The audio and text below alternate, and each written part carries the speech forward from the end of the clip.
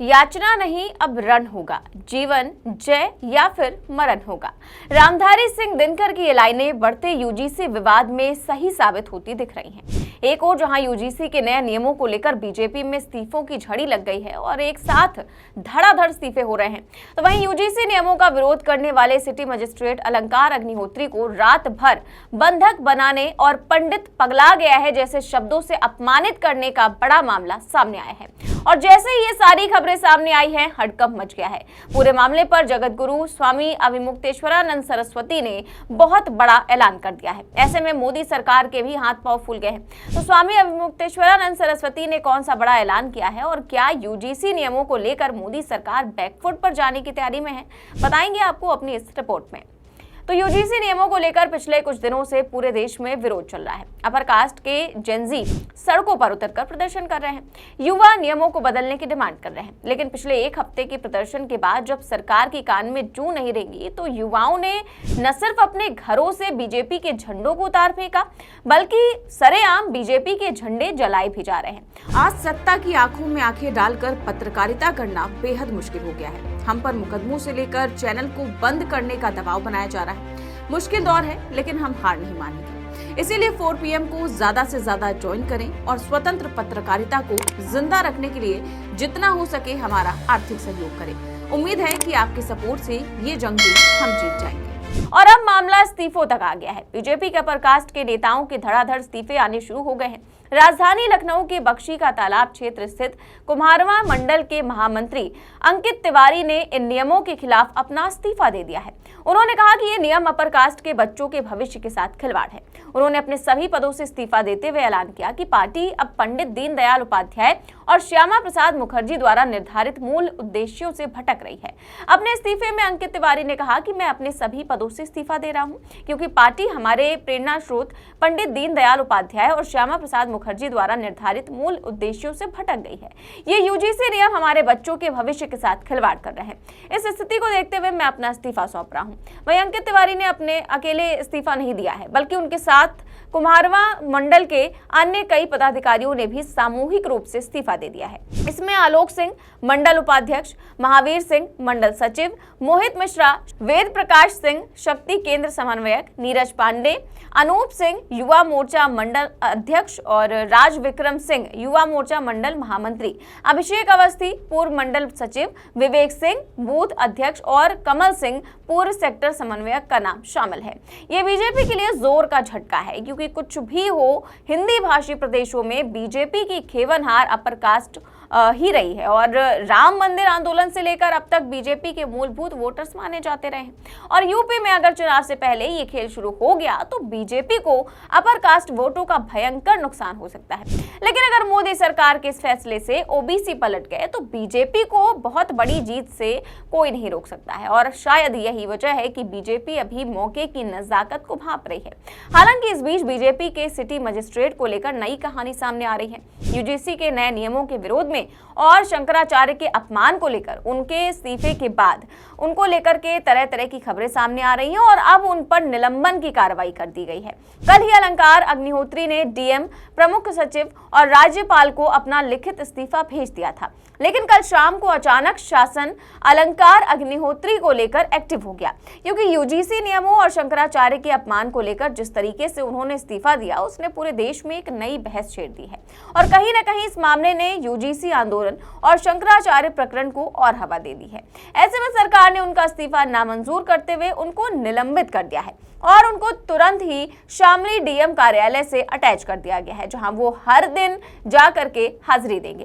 कहा जा रहा है कि इसके पीछे भयंकर चाल है। मकसद बस इतना है कि किसी तरह से सिटी मजिस्ट्रेट को बरेली से हटाया जाए और प्रकरण को खत्म किया जाए। लेकिन शायद अलंकार अग्निहोत्री इसको मानने को तैयार नहीं है, तो अब उन पर प्रेशर बनाया जा रहा है। कल रात उनको नजरबंद करने और जाति सूचक शब्दों के साथ अपमानित करने की कोशिश की गई। करीब 1 घंटे पहले जिलाधिकारी महोदय जो बरेली हैं श्री अविनाश सिंह जी, उन्होंने वार्ता के लिए मुझे बुलाया।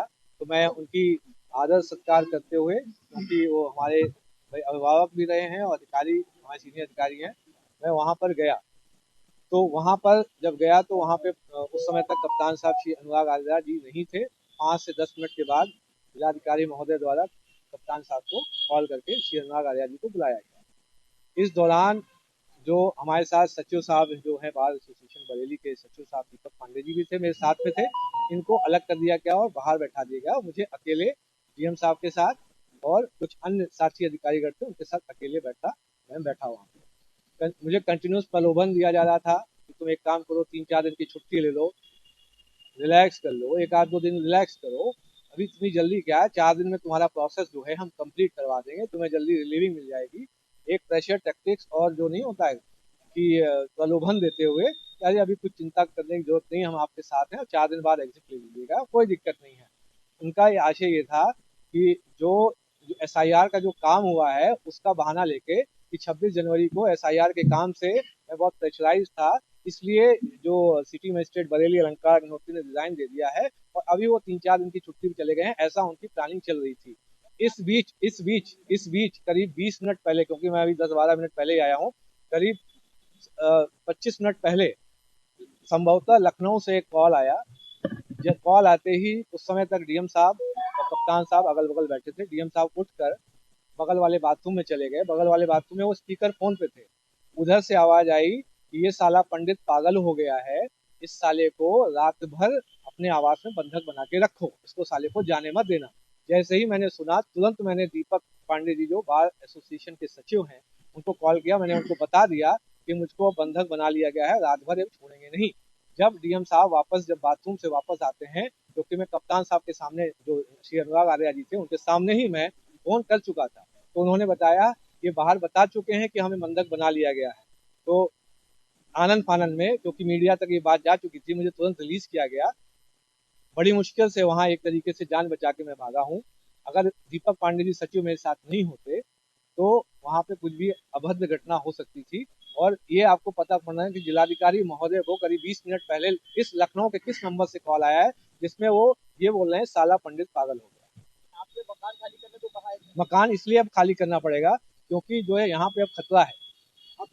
यहाँ पे अब खतरा हो गया क्योंकि जिस तरीके से जो अभी रवैया था, जो लखनऊ से जो कॉल आया था उसका बहुत ही विरोधी रवैया था मेरे प्रति। जब ये बोल रहे हैं कि साला पंडित पागल हो गया है, इसको यहीं बंधक बना के रात भर यहीं बिठा के रखो। जब ये मीडिया के जरिए राज्यपाल राष्ट्रपति महोदय से क्या कहेंगे? मैं इनसे यही कहूंगा कि यहाँ बहुत ही बुरी स्थिति है। एक स्वविवेक से कोई व्यक्ति अगर रिजाइन करके हट रहा है, एक अपने समाज की आवाज को उठाना चाहता है, उसको दबाया जा रहा है। कैसे करके ये इस चीज को जो हमारे रेजिग्नेशन जो हमने त्याग पत्र दिया है, यह सिद्ध करना चाहते थे कि मानसिक रूप से विक्षिप्त हैं। बिकॉज SIR में बहुत ज्यादा इनको प्रेशर था। SIR का जो प्रेशर है वो तो बहुत कब का खत्म हो गया, सब काम जो है खत्म हो, डिजिटाइजेशन सब कब का कंप्लीट हो गया, अब तो सिर्फ नोटिस फेस पे काम चल रहा है। तो सुना आपने कैसे प्रशासन अलंकार अग्निहोत्री पर दबाव बनाने का प्रयास कर रहा है। हालांकि पूरे देश में युवा उनके समर्थन में उतर रहे हैं और खुद शंकराचार्य स्वामी अविमुक्तेश्वरानंद सरस्वती ने भी अलंकार अग्निहोत्री से फोन पर बातचीत की और उनको भरोसा दिलाया कि हिंदू धर्म की संस्कृति की रक्षा के लिए उन्होंने जो काम किया है वो धर्म क्षेत्र में उनको बड़ा पद दिया जाएगा।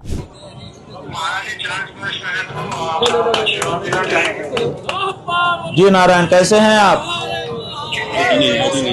हम लोगों के मन में दो तरह की प्रतिक्रिया आपके समाचार सुनने से हो रही है। एक तो दुख हो रहा है कि कितनी लगन से आपने पढ़ाई लिखाई की होगी, तब जाकर के इस पद पर आप आए होंगे, आज एक झटके में आपका पद चला गया। लेकिन दूसरी तरफ आपने जिस तरह से सनातन धर्म के प्रति, सनातन धर्म के प्रतीकों के प्रति अपनी गहन निष्ठा का प्रदर्शन किया है, उससे पूरा सनातनी समाज आह्लादित है और आपका खूब खूब अभिनंदन करता है। हम चाहते हैं कि आपके जैसे निष्ठावान लोग सनातन धर्म की सेवा में और आगे आएं। जो पद सरकार ने आपको दिया था उससे बड़ा धर्म के क्षेत्र का पद हम आपको देने के लिए प्रस्ताव करते हैं। जी जी जी जी जी अग्निहोत्री जी, नारायण नारायण। हालांकि पूरे विवाद के बीच अब सरकार बैकफुट पर आती दिख रही है। खबर है कि सरकार ने यूजीसी के नए नियमों पर फिर से मंथन करना शुरू कर दिया है। केंद्र सरकार इसका रास्ता ढूंढने में जुट गई है। बताया जा रहा है कि इस सिलसिले में शिक्षा मंत्रालय और यूजीसी ने महाधिवक्ता से संपर्क साधा है। माना जा रहा है कि जल्द ही इसका कोई रास्ता निकाला जा सकता है। नए नियम में अनुसूचित जाति और जनजाति के साथ साथ ओबीसी को भी जोड़ा गया है और दुरुपयोग होने पर कार्रवाई जैसा प्रावधान हटा दिया किया गया है।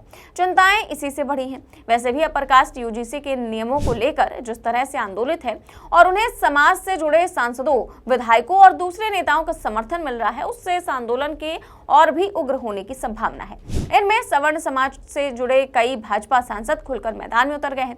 मंत्रालय से जुड़े उच्च पदस्थ सूत्रों की माने तो इस विरोध को बढ़ते देखकर शिक्षा मंत्रालय ने नए समता नियमों पर भी अपर कास्ट की आपत्तियों को लेकर नए सिरे से मंथन शुरू किया है।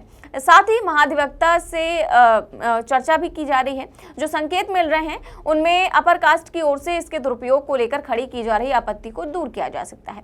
गौरतलब है कि यूजीसी ने उच्च शिक्षण संस्थानों से जुड़े वर्ष 2012 के समता नियमों में ये बदलाव सुप्रीम कोर्ट के निर्देशों के बाद किया है, जो कोर्ट ने रोहित वेमुला और पायल तड़वी जैसे छात्रों की आत्महत्या के मामलों के बाद दिए थे, ताकि कॉलेजों में जातिगत भेदभाव को लेकर को पूरी तरह से खत्म किया जा सके। लेकिन विरोध के बाद एक बार फिर से सरकार बैकफुट पर है, क्योंकि जिस तरह से अपर कास्ट के युवा बीजेपी के झंडे जला रहे हैं और अपने घरों से निकाल कर फेंक रहे हैं, ऐसे में बीजेपी फिर से मंथन करने और बीच के रास्ते को निकालने के लिए तैयार है। कहा जा रहा है कि ये खुद बीजेपी के गले की फांस बन गया है। अब आगे क्या होगा, बीजेपी यूजीसी नियम को वापस लेगी या नहीं लेगी, ये तो आने वाला समय ही बताएगा। लेकिन इसका असर चुनाव तक जाना तो तय है, लेकिन फायदा नुकसान का आकलन रिजल्ट के बाद होगा। आपको क्या लगता है, क्या इसका असर चुनाव में दिखेगा? क्या इससे बीजेपी को हिंदी भाषी प्रदेशों के चुनाव में भारी नुकसान हो सकता है या फिर बहुत बड़ा फायदा? क्या बीजेपी ये बड़ा दांव फिर से साल 2027 के यूपी चुनाव में सरकार की वापसी कराने में कामयाब होगा? पूरे मामले पर आपकी जो भी राय हो हमें कमेंट बॉक्स में अपनी राय जरूर दें। चैनल को सब्सक्राइब भी करें और ज्वाइन भी करें। नमस्कार।